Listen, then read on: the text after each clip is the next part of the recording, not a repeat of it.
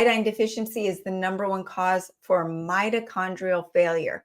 Mitochondria are the brains or the powerhouses of our cells, and we are only as healthy as our cells. So when our cells are dying, we die. As long as we keep our mitochondria healthy, we'll live forever, right? So iodine is that basic #1 thing that you need for mitochondrial health.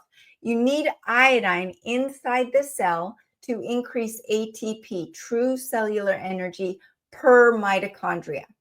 So the more iodine you have, the more energy your cells have. This is not coming from coffee or the Monster drink.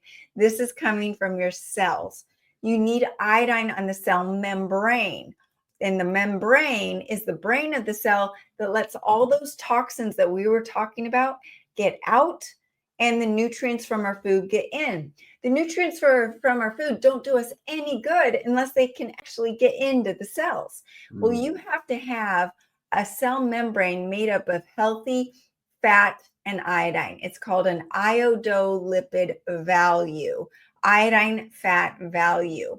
And that will make the cell membrane flexible to allow the nutrients in and the toxins out. You need iodine outside the cell to cleanse the blood. It's antiviral, antibacterial, antifungal, antiparasitic, so the liver can do its job. You also need iodine inside the liver to help with the hormone balance, your estrogen, progesterone balance, help with that estrogen dominance that you might be experiencing. You need iodine for that 3 and 4 molecules of iodine in the T3 and T4 of the thyroid hormones. You will not have thyroid hormones without iodine, right?